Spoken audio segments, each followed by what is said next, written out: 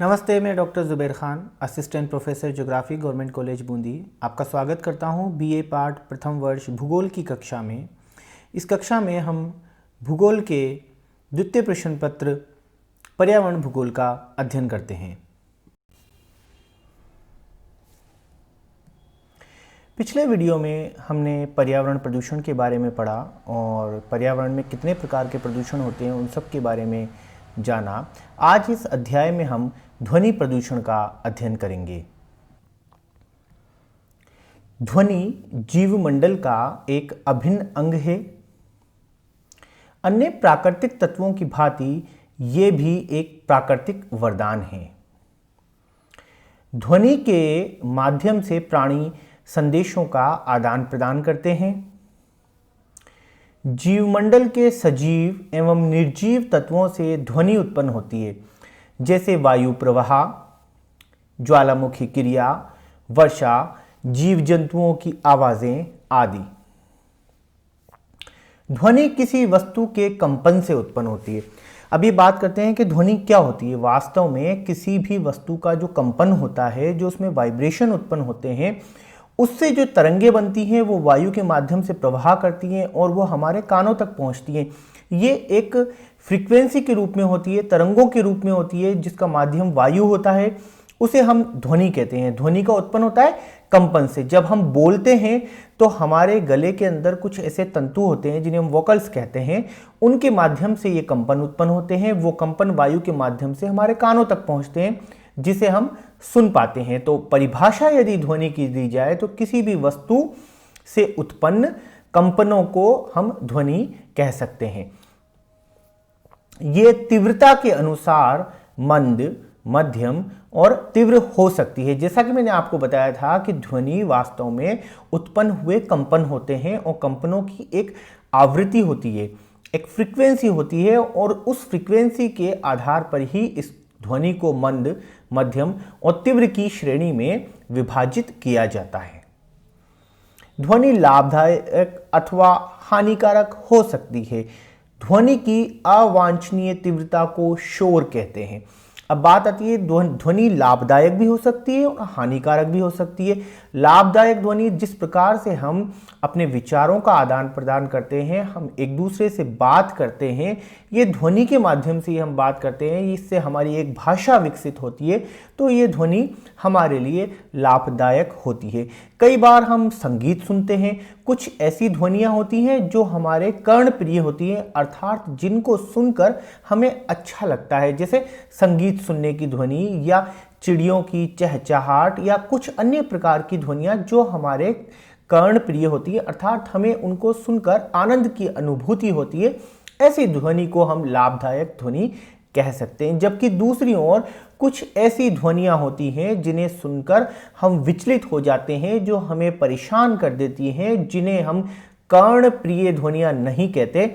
उस प्रकार की ध्वनि को, अवांछनीय तीव्रता वाली ध्वनि को हम शोर की संज्ञा देते हैं। ऐसी ध्वनि जो हमारे कानों को अच्छी न लगे, जिनसे हमारे कानों को नुकसान पहुंच सके, अर्थात जिनकी तीव्रता ऐसी हो जो कि मानव शरीर के लिए लाभदायक ना हो, ऐसी ध्वनि को हम शोर की संज्ञा देते हैं और इसी को हम शोर प्रदूषण भी कहते हैं। कई बार हम ध्वनि प्रदूषण को मूल रूप से शोर प्रदूषण के नाम से जानते हैं, जिसे इंग्लिश में हम नॉइज पॉल्यूशन कहेंगे।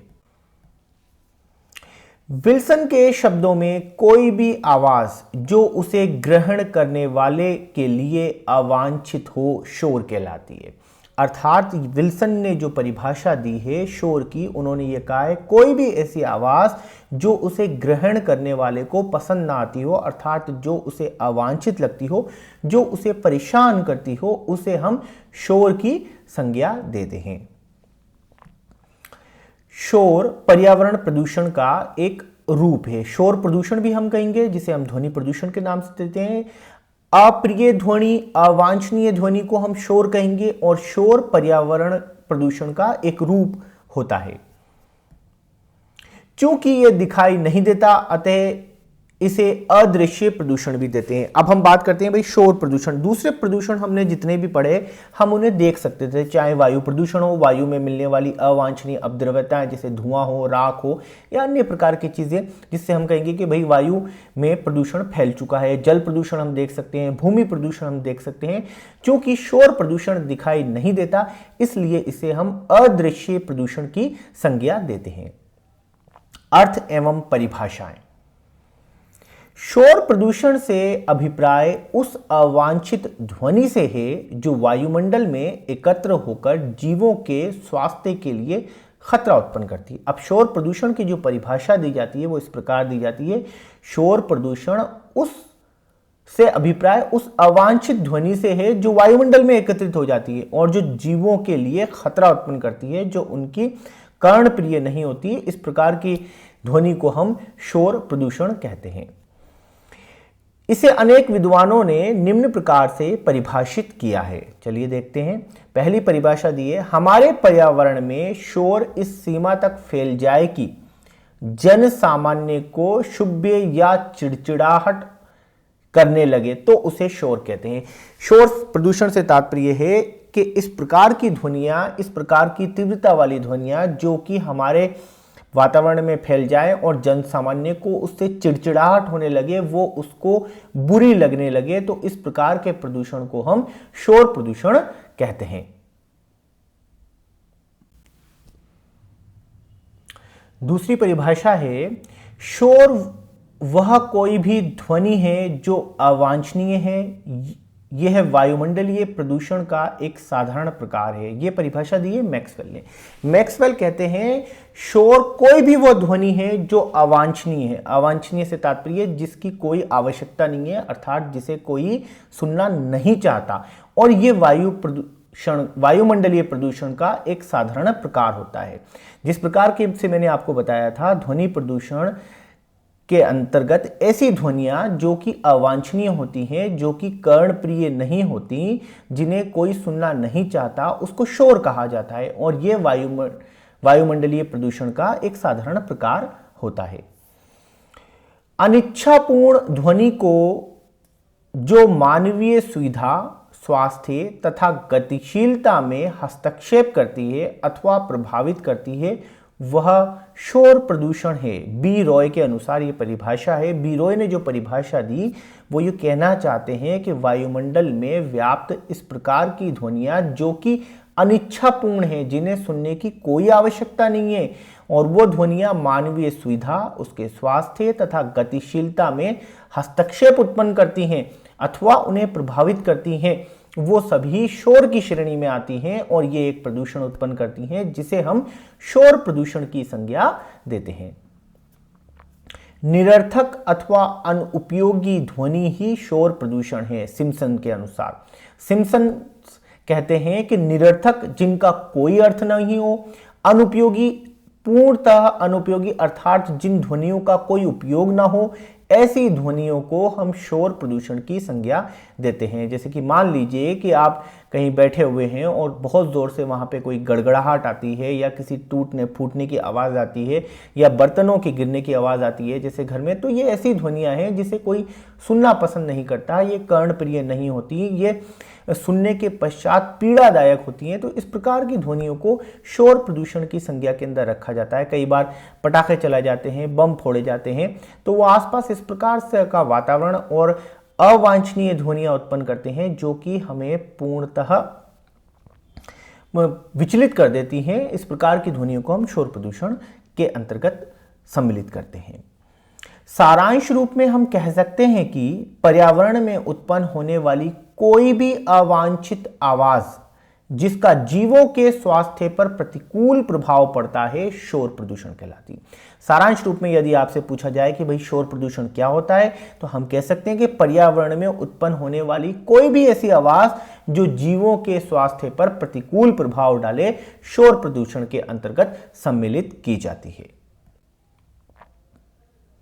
ध्वनि की प्रबलता। अब बात आती है भाई शोर प्रदूषण को हम नापेंगे कैसे। शोर प्रदूषण के अंतर्गत हम इसे किन ध्वनियों को हम शोर की प्रदूषण के अंतर्गत रखेंगे।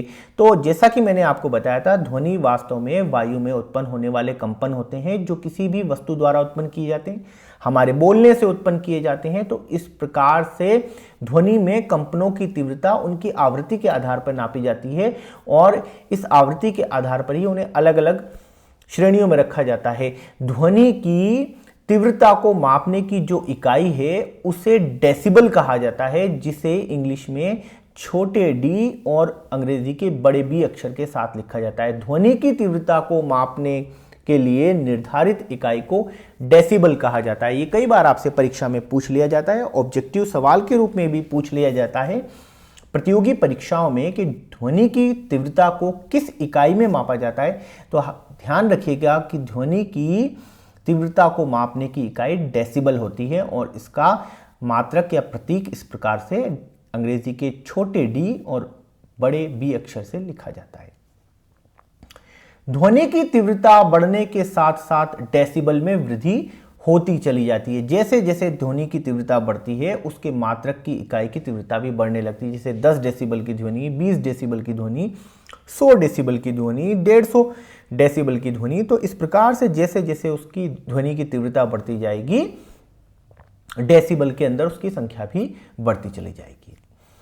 दैनिक जीवन में हमें विभिन्न तीव्रता वाली ध्वनियां सुनाई देती हैं। आज जब हम सुबह से उठकर शाम तक, जब तक हम सो नहीं जाते, हमें अपने जीवन में विभिन्न प्रकार की ध्वनियां सुनने को मिलती हैं। कुछ आवाज़ें ऐसी होती हैं जो बहुत ही धीमी होती हैं, जिन्हें सुनने के लिए कई बार हमें अपने कानों पर ध्यान लगाना पड़ता है। और कई आवाज़ें ऐसी होती हैं जो अचानक इतनी तीव्र होती हैं कि हमें विचलित कर देती हैं, हमें हड़बड़ाहट पैदा कर देती हैं, जो हमें परेशान कर देती हैं। और आवाज़ की ये तीव्रता जो होती है वो हम डेसिबल में नापते हैं। तो इस प्रकार से अलग अलग डेसिबल की तीव्रता की हमें दैनिक जीवन में कई प्रकार की आवाज़ें सुनने को मिलती हैं। इनका ध्वनि स्तर 10 से लेकर 100 डेसिबल तक होता है। दैनिक जीवन में हम सामान्य तौर पर जो तीव्रता वाली ध्वनियाँ सुनते हैं वो सामान्यतः 10 डेसिबल से लेकर के 100 डेसिबल के बीच में होती है। वैज्ञानिकों ने मानव स्वास्थ्य पर पड़ने वाले दुष्प्रभावों को ध्यान में रखते हुए अधिकतम ध्वनि सीमा निर्धारित की है, जो विभिन्न देशों में 75 से लेकर 85 डेसिबल तक है। कई प्रकार से वैज्ञानिकों ने शोध किए और शोध करने के बाद ये निर्धारित किया कि जो ध्वनि की अधिकतम सीमा है वो 75 डेसिबल से अधिकतम 85 डेसिबल तक हो सकती है। अर्थात ये ध्वनि की वो सीमा है जो कि मानव स्वास्थ्य पर दुष्प्रभाव नहीं डालती। इस डेसिबल तक की अधिकतम ध्वनियाँ हमारे कानों पर कोई दुष्प्रभाव नहीं डालती, हम पर दुष्प्रभाव नहीं डालती। अर्थात इससे नीचे की तीव्रता वाली ध्वनियों को हम शोर प्रदूषण की श्रेणी में नहीं रखते। धीरे धीरे इससे ऊपर की तीव्रता वाली ध्वनियों को हम शोर प्रदूषण में रखने के लिए तैयार रहते हैं। आयु में वृद्धि के साथ शोर प्रदूषण की सहनीयता में भी अंतर आ जाता है। कई बार हम ये देखते हैं जैसे जैसे हमारी आयु बढ़ती जाती है, शोर प्रदूषण को सहन करने की हमारी क्षमता में अंतर आने लग जाता है। कई बार ऐसा होता है आयु बढ़ने के साथ साथ उम्र बढ़ने के साथ इससे हानि अधिक होती है। कई बार हम ऐसा देखते हैं जो हमारे बुजुर्ग हैं, जो ज़्यादा उम्र वाले लोग हैं, उनके अंदर अधिक तीव्र आवाज़ों को लेकर चिड़चिड़ापन ज़्यादा देखने को मिलता है। भारतीय मानक संस्थान ISI ने विभिन्न क्षेत्रों के लिए अधिकतम ध्वनि सीमा के मापदंड निर्धारित किए हैं। इनसे अधिक ध्वनि होने पर शोर प्रदूषण की सीमा में माना जाता है। भारतीय मानक संस्थान ने विभिन्न प्रकार से ध्वनि के मानक निर्धारित किए हैं और उन मानकों की सीमा से यदि अधिक की ध्वनि होती है तो उस ध्वनि को हम शोर प्रदूषण के अंतर्गत सम्मिलित करते हैं और कहते हैं कि ये ध्वनि क्षेत्र विशेष के अंदर शोर प्रदूषण फैलाने के लिए उत्तरदायी है। शोर प्रदूषण के स्रोत। अब शोर प्रदूषण किन किन स्रोतों से उत्पन्न होता है, किन किन कारणों से शोर प्रदूषण फैलता है। जैसा कि मैंने आपको बताया, प्रदूषण के स्रोत कहें, प्रदूषण के कारण कहें या प्रदूषण के कारक कहें, ये सब एक ही बात है। तो शोर प्रदूषण के कौन कौन से कारण हैं, अब हम इनका अध्ययन करते हैं। शोर प्रदूषण के अनेक स्रोत हो सकते हैं।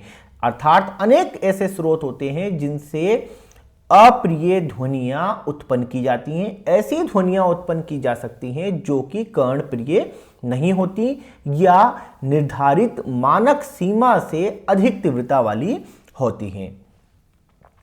इनका वर्गीकरण अनेक आधार पर किया जा सकता है, जैसे उत्पत्ति कारकों के आधार पर, प्राकृतिक व मानवीय, गतिशीलता के आधार पर, स्थिर तथा गतिशील स्थिति के आधार पर, आंतरिक तथा बाह्य स्रोत आदि। अब ये जो ध्वनियां हैं इनको अलग अलग प्रकार से वर्गीकृत किया जा सकता है जहां से ये उत्पन्न होती हैं। इनके उत्पत्ति कारकों के आधार पर, जैसे कुछ ध्वनियां प्राकृतिक रूप से उत्पन्न होती हैं, कुछ ध्वनियां मानवीय क्रियाकलापों से और गतिविधियों से उत्पन्न होती हैं। प्राकृतिक रूप से उत्पन्न होने वाली ध्वनियों में कई बार आप देखते हैं बादलों की घड़घड़ाहट है, वायु का प्रवाह है, जल का प्रवाह है, ज्वालामुखी का विस्फोट है। ये ऐसी ध्वनियां हैं जो प्राकृतिक गतिविधियों से या प्राकृतिक कारकों से उत्पन्न होती हैं। मानवीय ध्वनियां जो होती हैं, जैसे हम बोलकर बात करते हैं, ये भी मानवीय ध्वनि होती है। कई बार ये कर्णप्रिय होती है, कई बार ये कर्ण के लिए अप्रिय या अवांछनीय होती है। यदि मैं लाउड स्पीकर पे बोल रहा हूँ, बहुत जोर से चिल्लाकर बोल रहा हूँ, तो वो ध्वनि की शोर की सीमा के ऊपर चली जाती हैं, तो वो शोर प्रदूषण के अंतर्गत सम्मिलित हो जाती हैं। गतिशीलता के आधार पर स्थिर तथा गतिशील, स्थिति के आधार पर आंतरिक तथा बाह्य कई प्रकार के स्रोत हो सकते हैं शोर प्रदूषण के। इस अध्याय के असाइनमेंट के रूप में आपको ध्वनि प्रदूषण का अर्थ बताते हुए इसकी परिभाषा स्पष्ट करनी है। ये प्रश्न एक लघुतरात्मक प्रकार का प्रश्न है जिसका उत्तर आपको 100 से 150 शब्दों के मध्य देना है। धन्यवाद, आपने ये वीडियो अंत तक देखा। जल्दी ही नए अध्याय के नए वीडियो के साथ हम फिर मिलेंगे।